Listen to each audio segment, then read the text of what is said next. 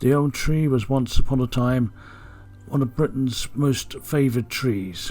It grew on many country lanes, it grew in many city parks, and was once adorated by many artists and poets alike. The English elm is one of the most reverent of all the trees in the world, as sadly many of the mature trees are now disappearing, or have disappeared from our countryside. They are extremely rare as a mature tree, but never forgotten because of their bellowing cloud effect, which stretches their limbs to meet the sun and to shade the many roads to which it covers. It was a towering giant to which many trees could not conquer. We thought about what the twins must have seen over the last 400 years as Brighton grew from a small fishing village to the city it is now. We imagined all the different people that could have sat under them, shaded, sheltered and protected. We found the dead elm's remaining footprint really sad and thought that the twins should be back together again, having been together for so long. The famous Brighton twin elms are no more. One of the twins has been ravaged by the deadly Dutch elm disease beetle and had to be cut down and removed before the beetle invaded the other twin.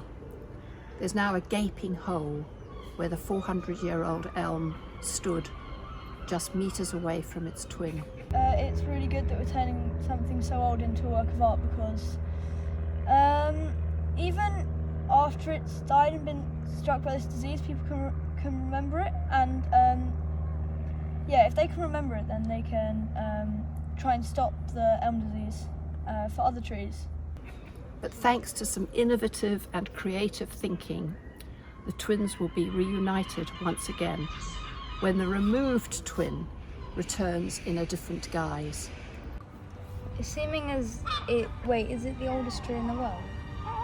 Well, I think that in its own has a lot of value because it means it survived there on its own for 100 of years. So I think that's quite a good thing to preserve. Brighton residents who've heard about this initiative are delighted. One of the city's best-known landmarks has been saved and will be restored to its original home. It's definitely already a piece of history, and I feel like it needs awareness because it shouldn't just die without really being that recognised, since I know a lot of people don't really know about it. Elms are Brighton's iconic tree.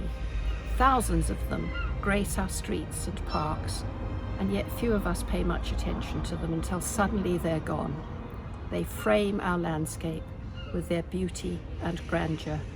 They improve the oxygen levels in the city, and they sustain a diverse insect community. The Preston Twin is really important for us as the Friends of Preston Park because it really encapsulates the history and the whole purpose of Preston Park, which was originally known as the People's Park. We were very sad when it had to be felled, but we realised trees don't live forever. But lo and behold, maybe it is going to last forever because it's now going to become a wonderful sculpture that will go back to its surviving twin, and the people of Brighton will be able to admire it once again in a different form that will be a real asset to the park and a real point of beauty that people will appreciate. Brighton has more varieties of elm than any city in the world. Few people know that. Elm trees are the city's remarkable secret. They deserve to be better known so they can be better protected and better loved.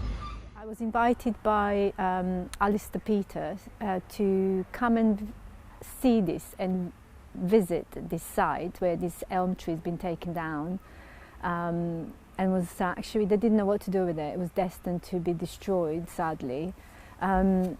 So it was just an invitation to just come and have a look and see what I can do or if I can help in any way possible. So when I saw this tree, I fell in love with it, and I asked them to give me the permission. I spoke to the Brighton City Council to get permission to actually debark the tree and save it, if possible. And there were lots of conversations going backwards and forwards, but eventually they let me debark the tree on site, which was a waterhole in Brighton. And then we found this secret garden thanks to Anthony Dale Trust, who gave us the permission to use it, to bring the tree in here and safely work on it to turn it back into sculpture. So it's been a few months of a process. We started in January, and at the moment we are at the stage where we're hoping to start the actual work. The bark's been taken off the tree, which means the tree is actually safe. And when I say safe, that means it's not diseased anymore. It cannot affect any other elms in the area.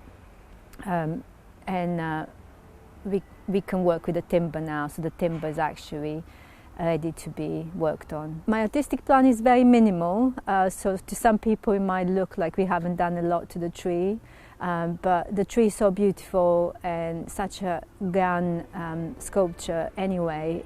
The outside would be oiled with black oils to get the patina back in the tree and to protect it. And the inside, which is very, very decomposing, we're going to consolidate it to try and strengthen the timber, basing some places when it's basing, because areas are cracking and moving, which is a living organism. So although it's been cut down, it's still moving and shifting. So we're going to make it safe to go back in the public space. And once we've got the consolidation and strengthening done, then we work on the surface of the timber. And my plan is to gild it, so to make it into a beautiful space where the light would light it when the sun hits it, and it'll literally light up like a beacon.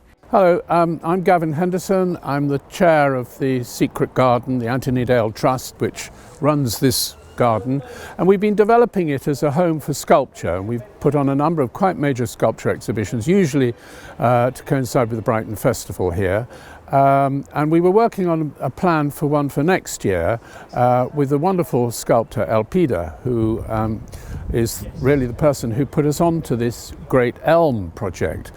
She was already going to be making a piece for next year's exhibition, and then Brighton and Hove Council were in touch with her, knowing that she works with timber and with wood in this way, to see whether she could do anything with this great elm that allegedly is the oldest and largest elm tree in Europe. It's over 400 years old. Funny to think of it growing there in Preston Park even before the Prince Regent was in town. So she knew about this site. They needed a place for her to be able to work securely on it, and so I thought this would be a wonderfully appropriate place for her to work on the elm and to make it part of this exhibition next year, which will be a group exhibition with a number of sculptors. And then once that's all completed, then we hope that this elm will go back to Preston Park, where it had grown for 400 years, as a twin. It's the sister elm is actually still alive and is there, thankfully, but the council has been battling elm disease, but almost better than anywhere else in the country. So this is sort of emblematic, if you like, of both the struggle for the elms, and Brighton is a great place for elms, and also for a really key sculptural development which will be most appropriate for this garden.